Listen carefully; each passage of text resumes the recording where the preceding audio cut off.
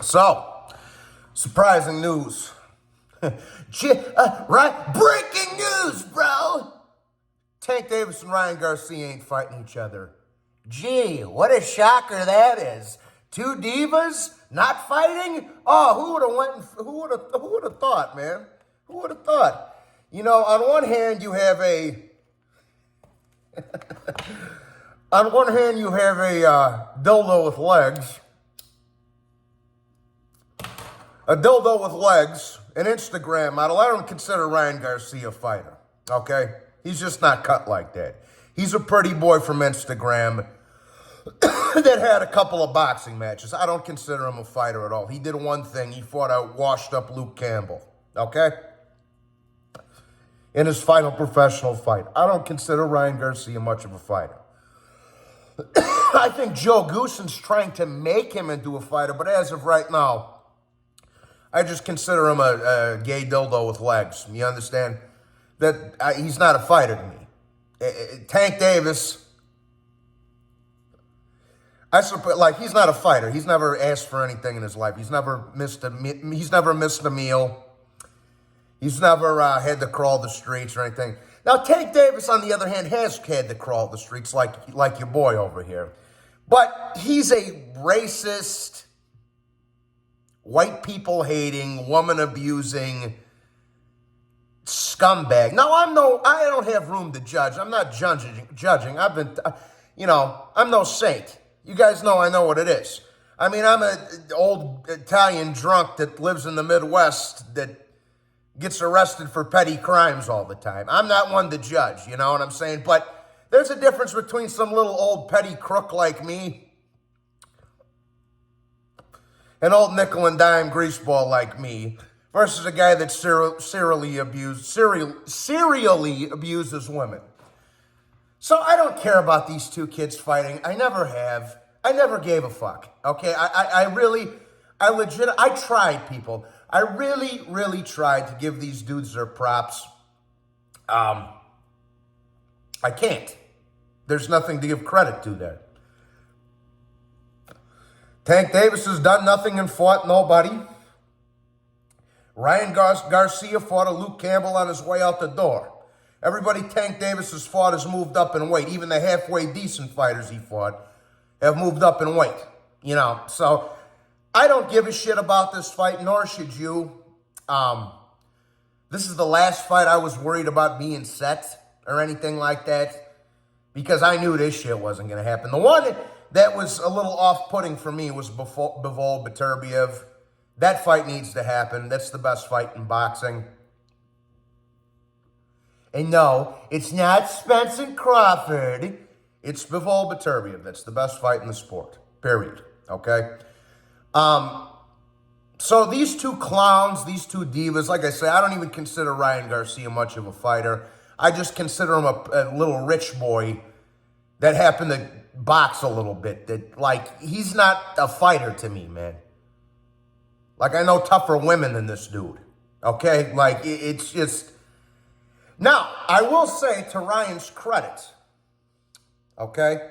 I will say to Ryan, the Instagram dildo with legs, I will say to the Instagram dildo with legs credit, it's not his fault. I will say to that. This shit falling apart is not Ryan Garcia's fault. Okay? It's Tank Davis and the PBC's fault. Because they wanted a rematch clause. Ryan didn't care. The only thing Oscar De La Hoya was saying was that, okay, so if we go to PBC and beat you, the rematch has got to be on DAZN. That's all he said. If I beat you, you got to come over to my network if you want a rematch. That's all he said, which is extremely fair, okay? And then nobody's even saying that Ryan would beat Tank. But if he were to, the rematch, if you want the rematch, Tank, you got to come over to DAZN and do it on our platform. The first time we'll do it on PBC, Showtime, whatever. But if we win and you want a rematch, you got to come over there. That's what the disagreement came down to, people. But I don't give a shit about this fight, nor should you guys. These are two hype job divas that have been hand-fed their opponents their entire careers, bro. It's not that big of a loss. It's really not. You should be a lot more pissed off about a fight that matters, like I say, in Bivol and Beterbiev not being pissed off, or not happening. You know what I'm saying? Or even, I mean, I'm done talking about Crawford Spence, but same thing with that. That fight actually had some meaning to it. You know, most of these guys had both Errol and Bud on the pound for pound list. I never had Errol on the pound for pound list. And at the times when I did, he was on the Bud end of it. Okay, Crawford's a different case, but regardless, that fight was undisputed. That mattered. That had some purpose to it. This Ryan Tank fight, that's why I keep calling it the Super Bowl for casuals. That's what it is. It's the Super Bowl for casuals.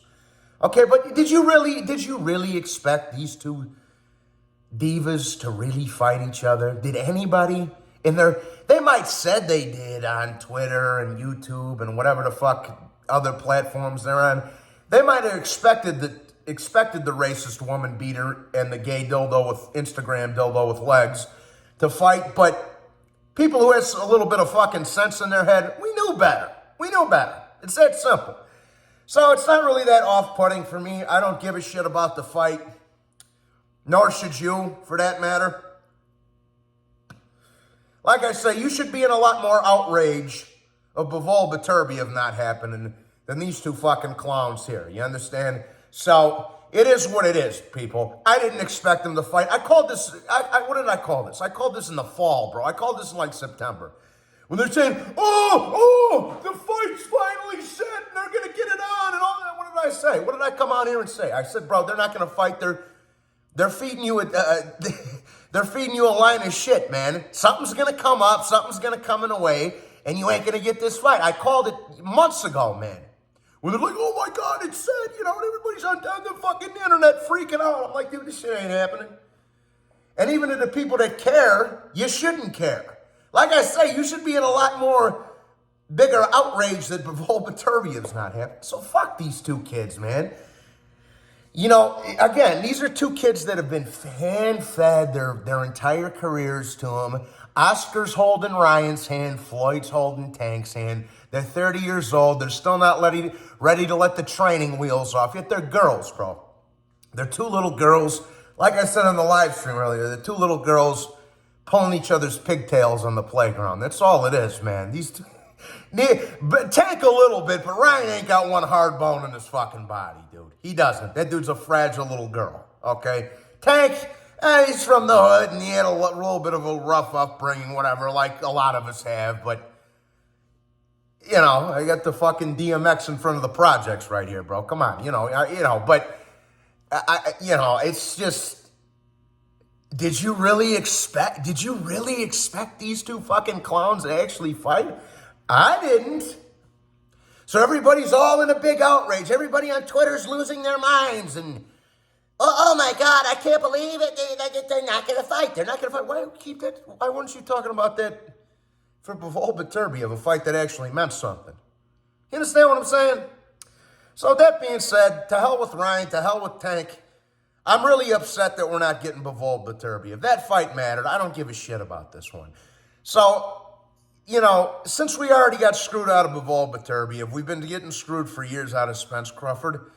Make Loma Haney, make Fury Usyk, make Inoue Fulton, and I'll shut up. That's simple. With that being said, everybody please be sure to hit the like and subscribe. God bless you and have a wonderful evening.